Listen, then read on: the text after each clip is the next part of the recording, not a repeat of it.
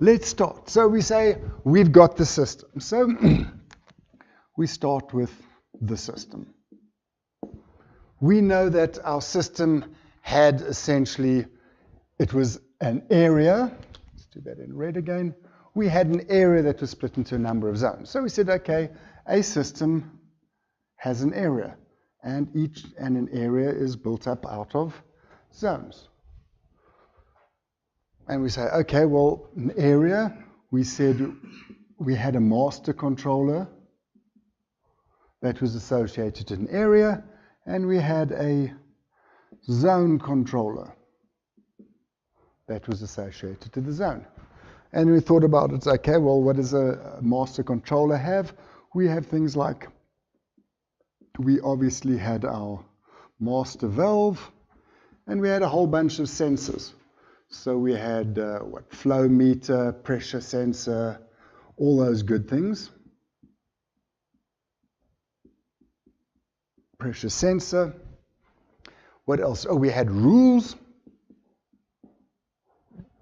And if we thought about the zone controller, hang on a minute. The zone controller had a valve. It had a moisture sensor, and it also had rules.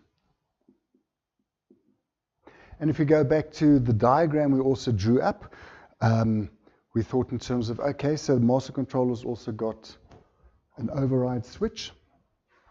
So it had an override switch, and this one also had an override switch.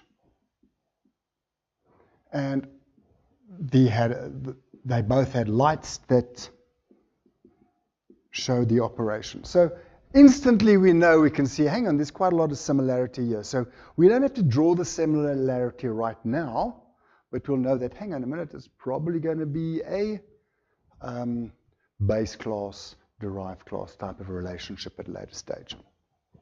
And then we said, okay, what else? Let's move a little bit away from these zones and the controllers. Let's think in terms of, okay, each zone had a plant type.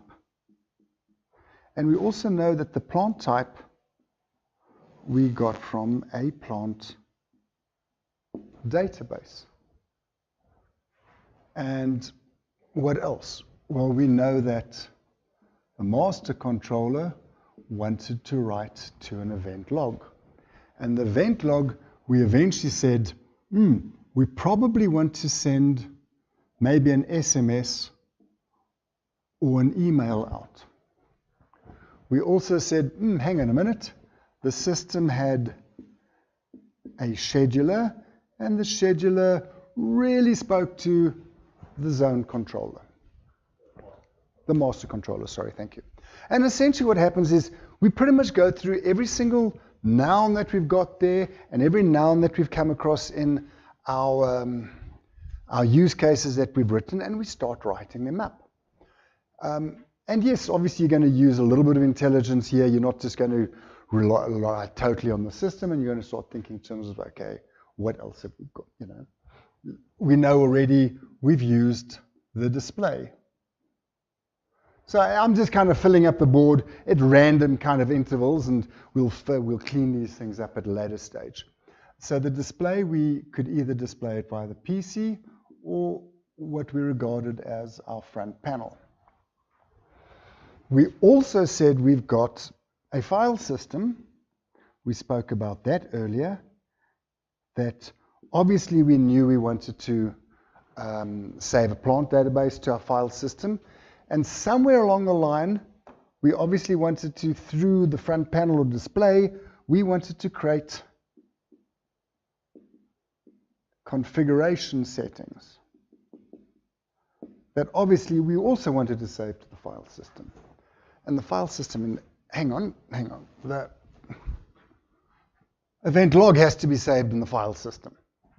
And we think, hang on a minute, a zone is also, what happens? Where's my valve? Let me move some things around here. So let's put the lights over here and put the valve there. And the valve is associated to, obviously it's connected to a pipe, and the pipe is connected to a sprinkler, And obviously the sprinkler has to be connected to a water source, or maybe the pipe has to be connected to a water source. So now we start writing up every single concept that we thought about. What else have we missed? Well, we've got our override switches, we've got the initializer, we've got the reminder service. Okay, yeah, we still have to put the reminder service down somewhere here. So obviously the system can send out reminders. And reminders have to be sent out via. And the RainMaster controller has to read from the config settings. And the reminders have to be sent out via email or an SMS. And then obviously the scheduler probably has to kick off the reminders. And we just have to keep on going through the system like that. And eventually it's going to get like, oh, have we got the alarm? I don't think we got the alarm yet. We haven't got our additive tanks. So again, we need to think in terms of, and we need a calendar. So what happens is we have to have a clock / calendar, which obviously the scheduler has to read. Sorry, and the master controller also reads that, yeah. Kind of everybody's going to read it because really it's a big system, it's a system-oriented thing. The master controller needs to trigger the alarm, and obviously it's going to have to do something with the event log if it's serious, or maybe does the event log kick off the alarm? We're not sure, but it's fine. We'll just draw the line. We're going to go back and look at this thing because it's an iterative process. We missed something, additive tanks. So the master controller had obviously additive tanks, and then that's what's nice about a whiteboard. Additive tanks obviously had valves and they had level meters. And what have we forgotten about here? We've got borehole. Okay, that's just another valve. Error conditions we've got there. Additive tanks, zones, email, plant type database, plant care reminders, event logs. Statistics. Obviously, we're probably going to get statistics from our event log. And they're going to have to be displayed on our display. And we're going to have to enter reminders on our display. Event log, master zone, rack mounted boards, login checks. Okay, water restrictions. We need to put water restrictions somewhere. They'll all have to be displayed or set up at some stage. But the area really has water restrictions. But we also said a zone controller has a history. So now we look at this and we think like, oh my goodness, how are we ever going to even start coding this up? Obviously, this is a good time for you to take a photograph if you want to before I start cleaning it up. And maybe I can take a photograph of it as well, but be that what it may. Okay.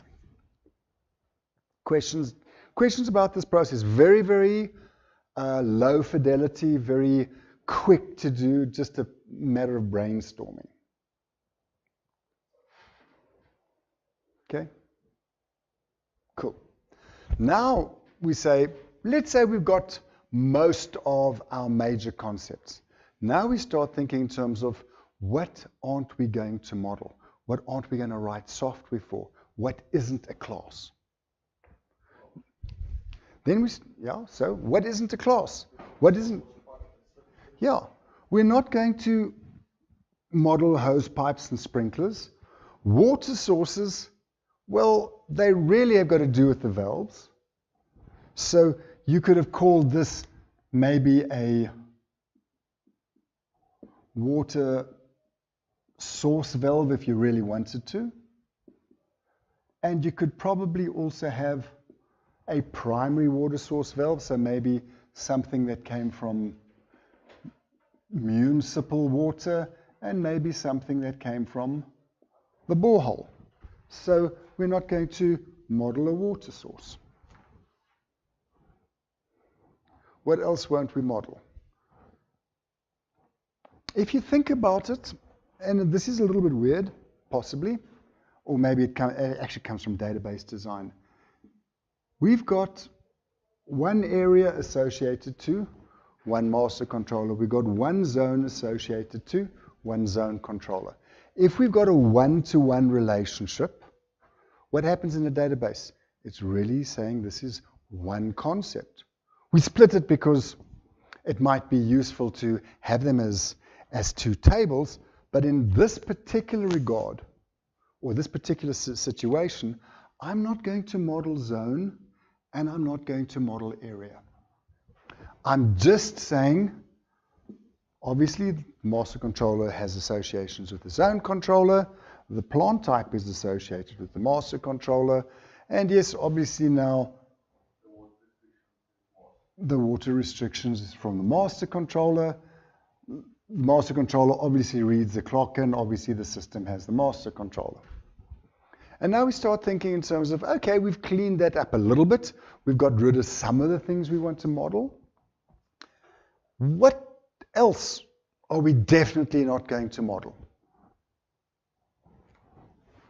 We're not going to model a class called system.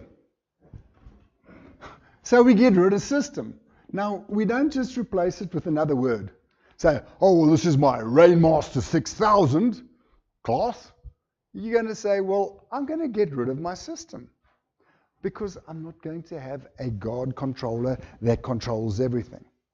So what we want to do, and we've spoken about it earlier about single responsibility principle for classes, says I must allocate responsibilities across the classes so that each class has a single responsibility. We don't have a system class that has like 100 responsibilities or even 10. Okay, so now we say,